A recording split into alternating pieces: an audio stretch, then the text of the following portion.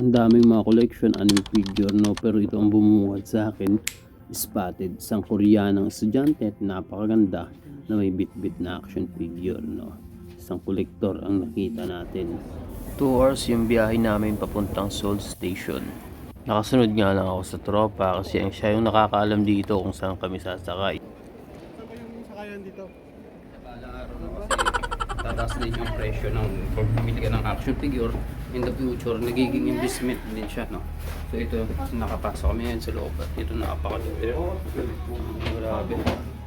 Pagpasok nga namin sa loob, ito yung bumungad sa akin at umagaw ng attention ko, no? Si Jose at kasama niyo yung anak niya, no? So pumipili sila ng action figure at hinahanapan niya yung tatay niya na bumili ng action figure ng paboritong anime character, no? Grabe, hindi ko in-expect na ang pagko-collect talaga ay walang pinipiling edad, no? Basta hilig mo at gusto mo.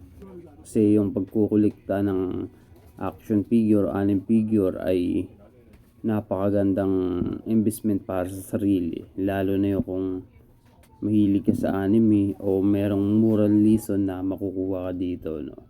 Kaya dito pagpasok dito sa bilihan ng action figure ay maraming lesson ako na natutunan. Yung mga anime figure o action figure ay maganda din pang regalo sa iyong partner, no? Lalo kung hilig niya at gusto niya rin at alam mo yung kung ano yung gusto niya, kagaya na lang dito sa dalawang magjowa na Korean.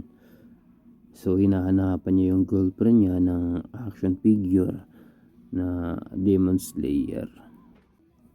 Si tropa ay titig na titig sa action figure na napakaganda, no? Hindi sa Koreana mga tropa, kundi doon sa action figure na gustong gusto niyang bilhin, no? Pero wala pang sahod kaya hanggang tingin muna. Kaya ito, uwi muna kami mga tropa.